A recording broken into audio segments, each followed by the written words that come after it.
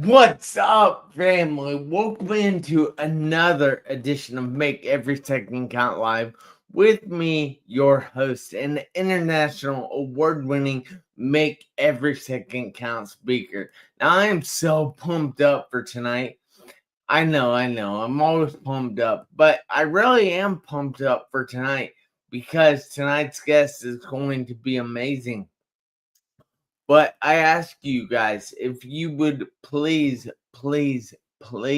share this episode out. Invite all kinds of people to watch it. And don't forget to give us all kinds of thumbs up and hearts because we love those and they help us trick the algorithm on one of the socials that we're on. Also, keep the comments coming. We want to have more of a conversation than just make a presentation. But with no further ado, I would like to bring to the stage Mr. Jason. Hey Jason, how are you doing today? Hello, I'm doing well. And yourself?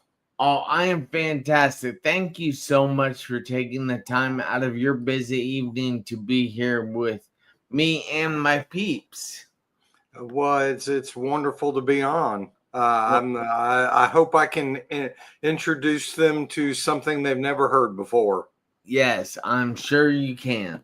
So, I know personally because I was in a severe car accident at the age Mhm. of 17. I spent 2.5 months in a coma and 3.5 in the hospital. They told me I probably wouldn't walk again, but I'm here now walking each and every day. Mhm. And I know that life gives us things that we need to grow through instead of just go through in order to get past those things. Mhm. So, has there been anything in your life that you have had to grow through? Yes, actually, in the beginning of my marriage, my wife and I got married a little bit older, meaning I was late 20s, mid 20s, she was late 20s. And we decided to have a family pretty soon after we got married. And within the first 5 years of our marriage, we'd had two kids born with multiple disabilities, some rare conditions within the first 5 years. In fact, my two kids were born almost 2 years to the day apart and were born with identical issues. Wow. That's I hate to say that's unique, but Mhm. that seems kind of unique because I wouldn't think kids would be born with the same things. That's strange. Yes, both my son and daughter were born with five different conditions.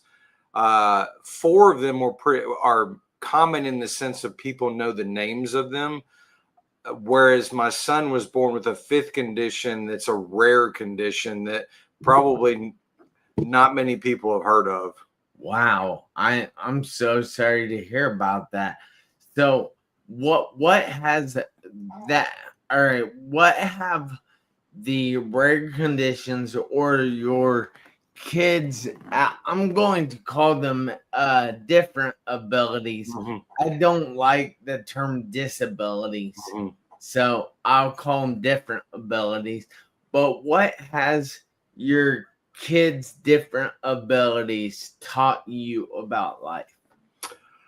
Um, Both my son and daughter have taught me how to just face life head on despite the challenges that one may have.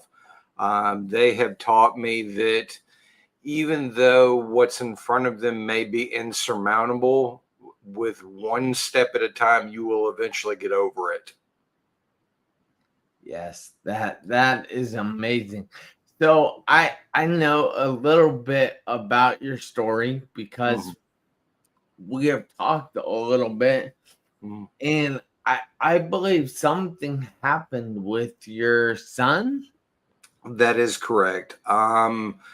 My son, to give you the short synopsis of it, my son was born with a rare condition called Eagle Barrett syndrome.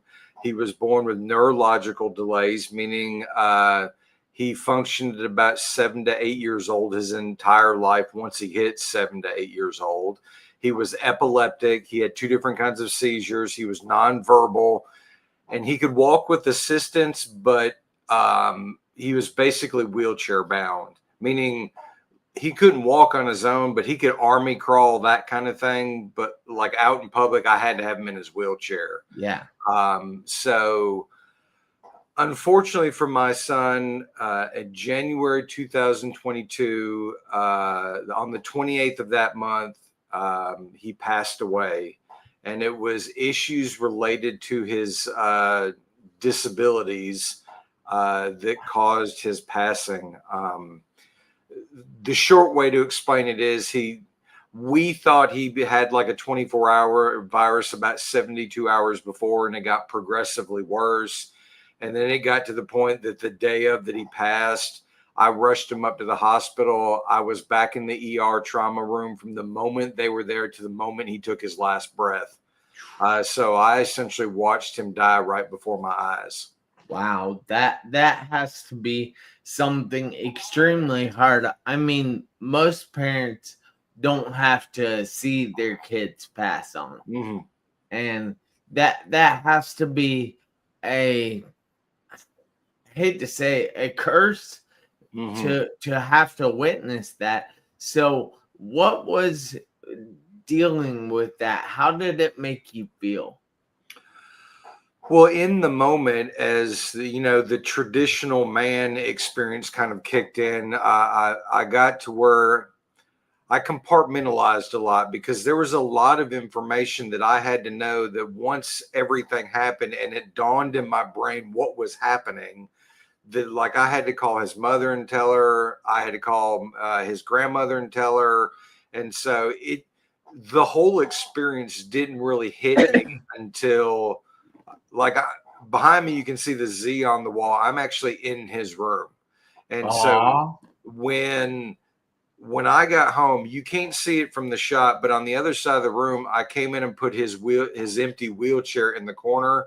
And I did that, and I came on this side of his bed. And when I looked at his empty bed at that point, that's when like the Mack truck hit me, like my knees buckled, and I just lost it at that point. Wow. Well, first of all, I need to say that I'm so sorry that you had to experience this. Now, I also want to give a shout out to a few people in the comments. I know this probably isn't the right time to get to that, because you kind of just left us with a heavy heart at the moment. But okay. I need to say hi to Robert, who's watching us from Canada. I need to say hi to Ben Bruce, who is watching us from Africa. Oh, and wow. then I need to also say hi to Believe in Yourself, who I'm not sure where they're from, but thank you so much for watching.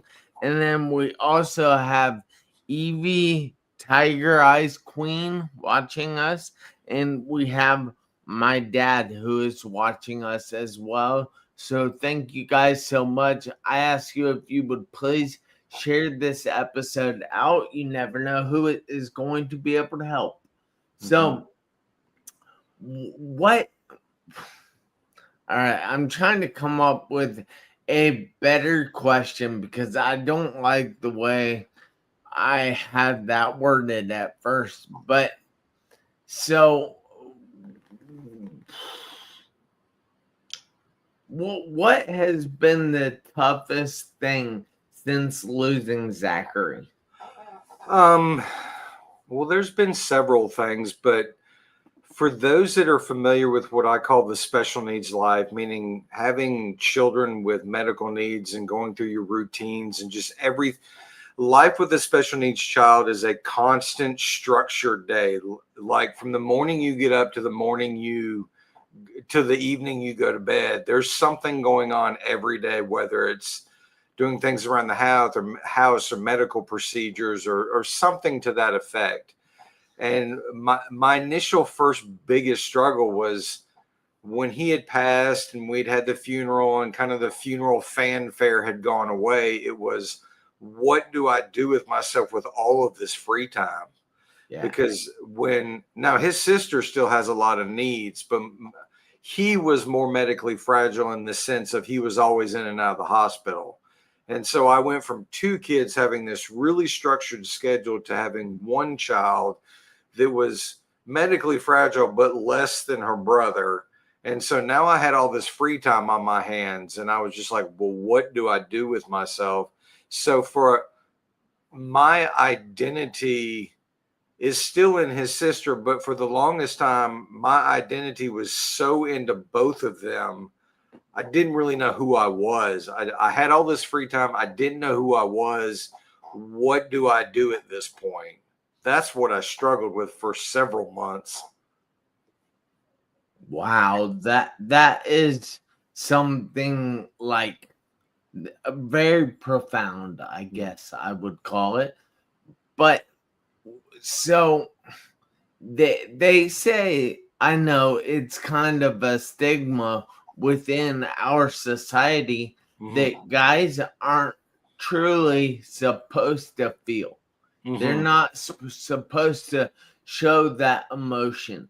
So what was the best way for you to handle that grief? And were you worried about anyone in society seeing it?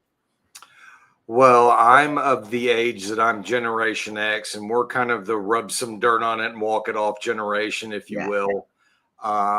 And I've always been straightforward about, what I think, what I feel. So not to be blunt, and this is not to be rude towards anybody, but I didn't care. This is my situation that I'm dealing with the nuances that I'm dealing with. If someone had a problem with it, I didn't care. I'm the one dealing with it. I'm the one in the middle of it. I'm the one that has to figure out how to navigate what we would call this new norm, if you will, since my son had passed away. And the way I dealt with it is 2 different things. One, I'm a big proponent of therapy. I believe we all go through seasons that we need probably professional help to kind of see outside of ourselves. And so the irony of my therapy was literally 2 weeks before my son had passed, I had called her up and said, hey, I don't think I need to come back for a while. I don't have enough to talk about for an hour or a week, that kind of thing. And I said, when I need something, I'll give you a call, get back on your waiting list. And so when everything had happened, I called her up and said, hey, I need an emergency session. You'll understand when I see you in person. And so I saw her for like a year afterwards. And the other thing that I did that helped me get through it, because all my life I've been told I'm very wordy and I'm very, good with expressing myself. So I got into journal writing, and that's kind of what started just the ball rolling for healing and moving forward and just future endeavors. Yeah, that's very interesting. So we actually have a question here from Ben Bruce, who says, what is the best way of handling grief? And you just said journaling helped you a lot. Yeah. Are there other things, or do you think going to therapy was one of those things too? Well, I'm the type of person that I needed to get it off of me, because if I don't, it'll sit on me and it'll eat me alive on the inside, because with my ADHD brain, I'll just obsess about it. Yeah. And so for me to be able to get it out on paper, whether I share it or not, at least it's just getting off of me. So it's not like weighing me down. Grief is subjective to each, and the hard part about grief is the fact is it's a collective experience dealt with individually. So what I mean by that is we all understand what grief is, but we all have in different experiences and nuances that go into make it individualized to each of us. And the hardest part about grief is the fact of me as a griever, I've had to battle people's misconceptions about how I grieve, how long I grieve, when I grieve, where I grieve, what I grieve about. And so that's been the hardest thing. Like, I'm 3.5, almost 4 years removed at this point, and I still from time to time get people making the comments, well, are you still grieving? Well, yeah, I am, because it's a lifelong process. Yeah. There in grief, there's no end goal. It's not like I get to a finish line and go, well, I'm better now, I can stop grieving. No, I stop grieving when I stop breathing, is what it comes down to. So yeah, you've got therapy, you've got journaling. I tell people all the time, some of the kindest, most thoughtful, empathetic people are people in groups on the internet. I've met more people I've become friends with, like in Facebook groups and just online things, versus family. And on the other side, some of the worst comments I've ever gotten have been from people closest to me. Yeah. Wow. That's really sad that something like that can come from somebody you treasure. You love that person and they say something horrible to you. So what's the whole thing about Letters to Zachary? Well, Letters to Zachary honestly I joke with people now about it. I started it out of spite. And the reason why I say that is because initially when I lost my son, like everybody, I went on Facebook, tried to find a group so that I could meet people, maybe not understand the exact same thing, but was kind of in the ballpark. And I wanted to find other men that I could bounce things off of, and I just couldn't find them. And so I finally got to the point where I got frustrated enough where I was just like, well, if there's not going to be any other men out here, I'm going to create something. And then what had happened was in one of the other groups I was a part of, one day I decided to share one of my journal entries. And when I shared it, the response I got was massively popular. I was actually kind of shocked at how positive it was, because it is the internet. Yeah, and, you never know what you're going to get. Yeah, as noble as it is, me being a man sharing emotions, there's still a possibility of getting negativity. Yeah. And so it was because of that first letter that I got such the positive response. I thought, hey, I think I've got something here. I want to build on this. And so that's where Letters to Zachary came. I made a Facebook page called Letters to Zachary, and I started posting all my journal entries on there. And I just started building a fan base, if you will, or a following from fellow grievers. And initially it was specifically for men, because, as men, we're so great about sharing our emotions. And I wanted so much. I wanted a place where people could come to where they could feel vulnerable and not feel judged at feeling vulnerable. And that's kind of how Letters to Zachary started. It has since evolved. Now it's for anybody. It's for men, women, children that have lost siblings, you name it. And on the female side of it, it's to help women understand how men grieve and process emotions during grief, so that when they're dealing with their husbands or their brothers or the men in their lives, they can go in with kind of a playbook of how they need to kind of approach and react to the situation. Yeah, that makes a lot of sense. Now, what are your future goals for that group? Like anybody that has a group like this, I continue to want to reach as many people as possible to help them.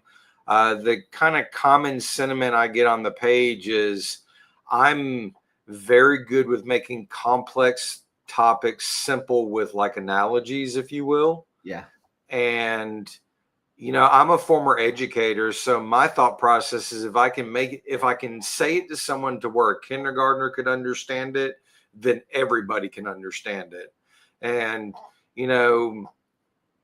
the United States doesn't corner the market on death. It's a worldwide issue. Nobody gets out of this life alive. We all deal with it at some point.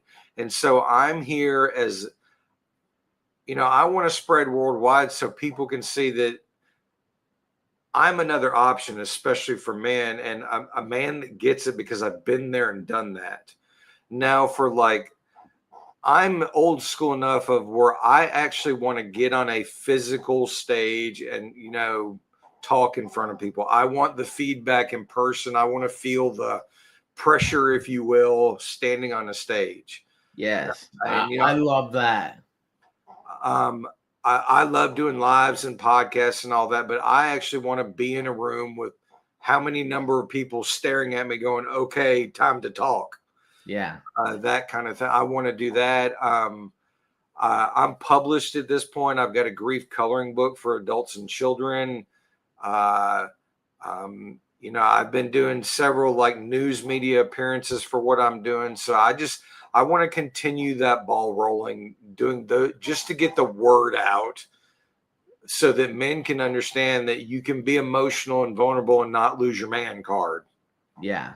That is so important, because I think that, well, that is a big topic that a lot of, especially men, but even some women, don't want to see themselves as drama queens. Mm-hmm.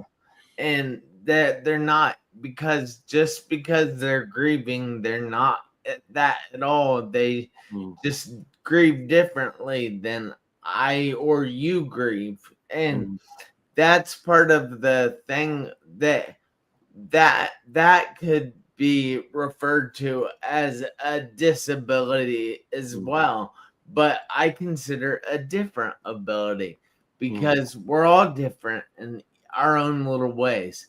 So let me ask you this. Okay.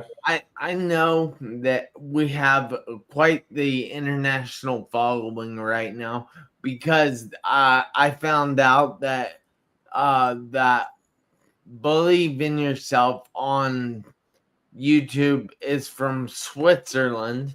Oh, And wow. then we have Ben Bruce from Africa. We have Robert from Canada. And then I think we might have Adam from the UK somewhere. I don't know. But it's different around the world. Mm-hmm. Like, therapy is seen as a weak person's game, or say in Africa, if somebody needs therapy, it might be thought that they are cursed, or other things like that. What would you suggest to those people that can't go out and just attend therapy? Unfortunately, if you're the first or if it's not acceptable, at a certain point, somebody's got to break the mold. As unfortunate or tough as that may be, that's how change happens. Somebody's got to be the first one to step up. So, for example, if I've gotten ridiculed because I'm a man opening up about my emotion through my Letters to Zachary page, if it means that I'm reaching other people, then I'll deal with the ridicule. I mean, I'm completely okay with that.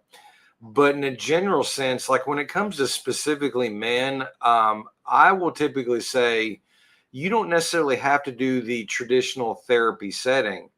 Get in a setting where you and people you trust, that's a comfortable setting, whether it's in another guy's garage working on a car, in a pool hall, in a bar, in a somewhere where it's a relaxed setting. And if that's something that you can talk about, then that's where you bring it up. Now, granted, men react differently in the sense of men, no matter what it is, even though they care for each other, they'll still give each other garbage for things, jokingly. But it's like I tell my wife all the time, if you knew what me and some of the guys I work with say to each other, you'd be appalled. Yeah. You would think, why are you friends with him? And I would say, well, that's how we are as friends. And so I would say you've got to be able to get into a comfortable environment. And honestly, in some of those countries where it's frowned upon, you've got to kind of test the waters, if you will. I mean, I would hate to say if because you open up, you're going to be in danger because of that, then we got to think of a different way. Yeah. That unfortunately, I'm one of those people, if I don't have the answer, I'll tell you I don't have the answer. And I've never dealt with that. So I wouldn't know necessarily in that kind of situation, although I could certainly research it and come back to you. Yeah. Well, it's pretty cool that you're willing to do such a thing.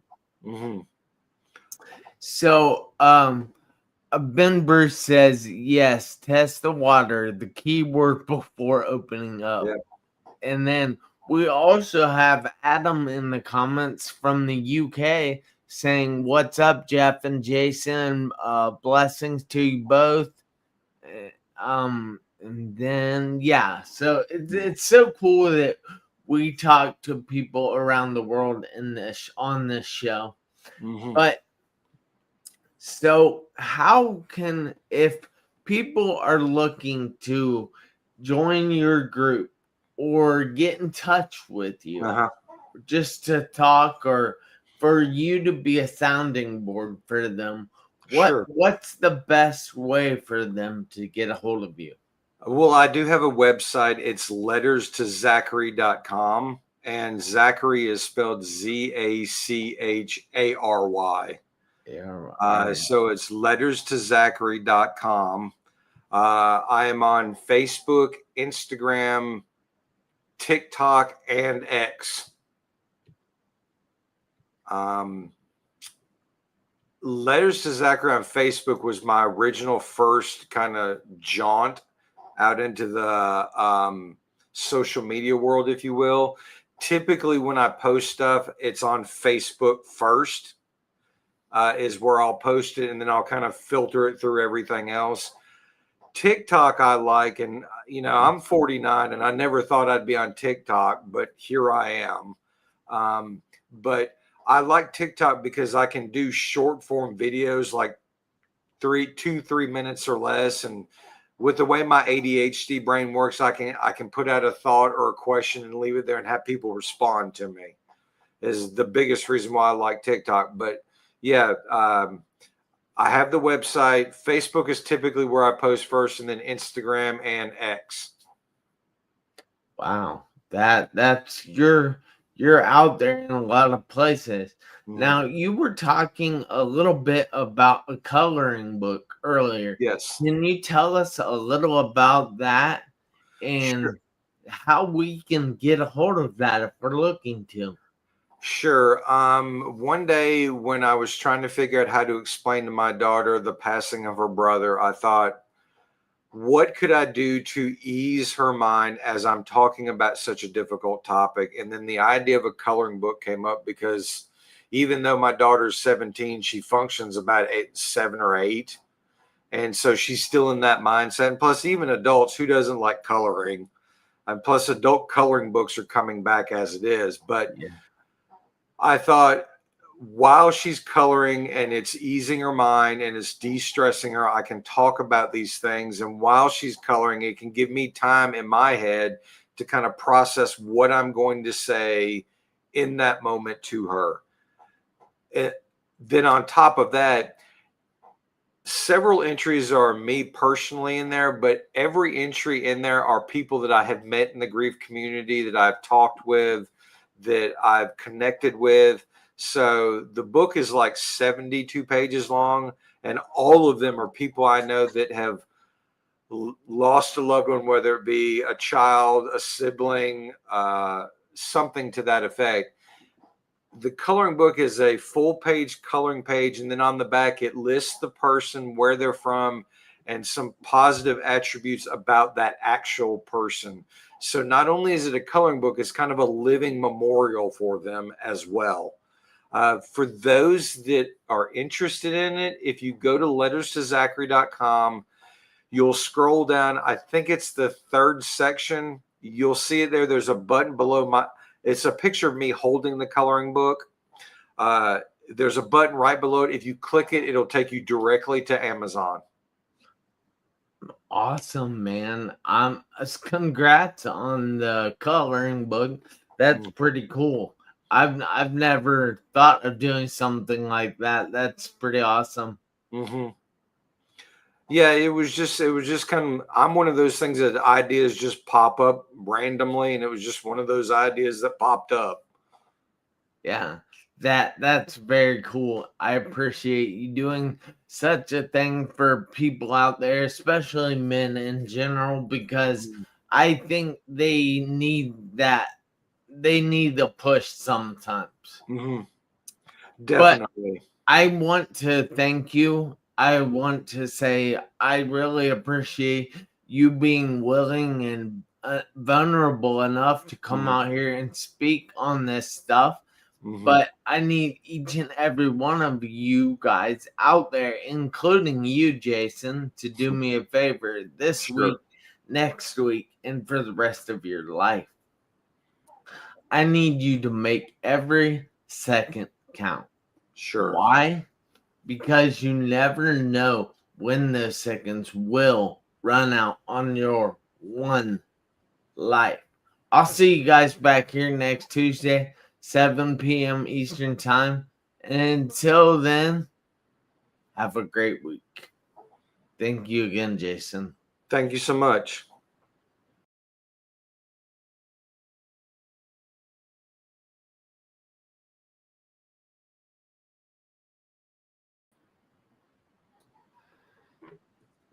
You can stick around, Jason. Okay. This is too long, but all